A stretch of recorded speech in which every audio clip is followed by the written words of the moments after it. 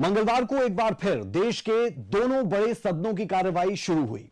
लोकसभा की कार्रवाई शुरू होते ही सदन में हंगामे का दौर शुरू हुआ, जिसके चलते लोकसभा स्थगित की गई।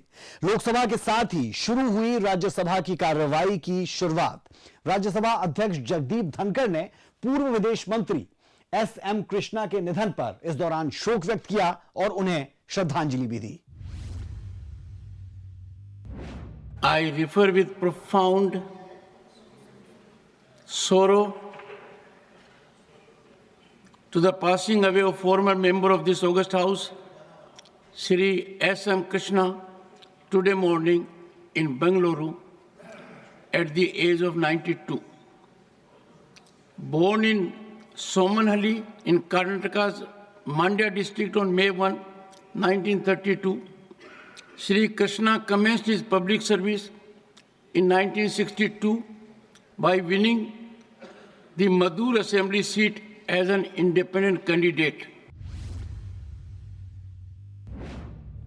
सदन के पटल पर कई आवश्यक दस्तावेजों को रखा जाना था, लेकिन उससे पहले ही आम आदमी पार्टी के सांसद संजय सिंह ने दिल्ली के स्कूलों को बम से उड़ाने का मुद्दा उठाया, जिसे लेकर जगदीप धनखड़ ने उन्हें मना किया और दस्तावेजों को रखने के बाद चर्चा करने के लिए कहा गया। लेकिन विपक्षी पार्टियों ने हंगामा शुरू कर दिया और जमकर नारेबाजी भी की, जिसके चलते राज्यसभा की कार्रवाई को स्थगित तक कर दिया गया। Allow me, honorable members, to read.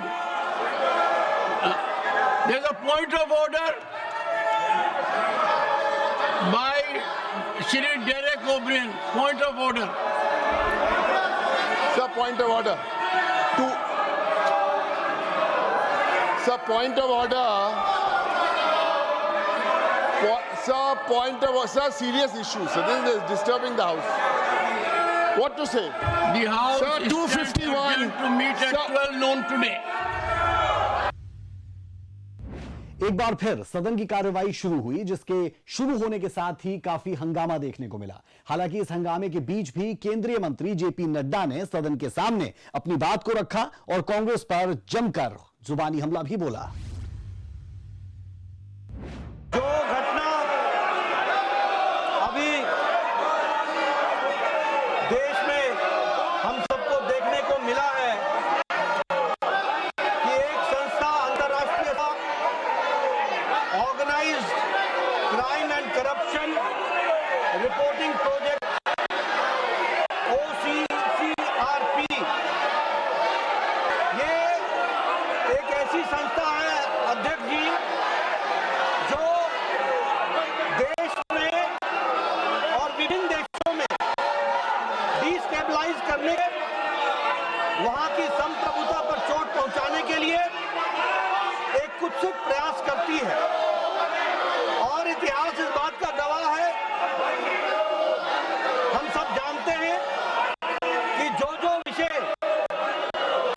OCCRP ने किया, उसको यहां पर लोकसभा के सदन के विपक्ष के नेता ने उठाकर यह साबित किया है कि बाहरी शक्तियों का वो एक तरीके से औजार बन करके, टूल बन करके देश में अस्थिरता लाने में अपना योगदान कर रहे हैं।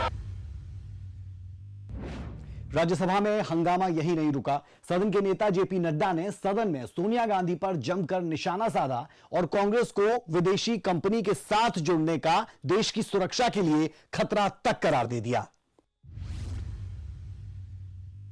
They are trying to bring instability in the country. उसी तरीके से the Forum of Democratic Leaders of Asia Pacific, जिसकी को-चेयरपर्सन कांग्रेस पार्टी की वरिष्ठतम नेतृत्व है महोदया,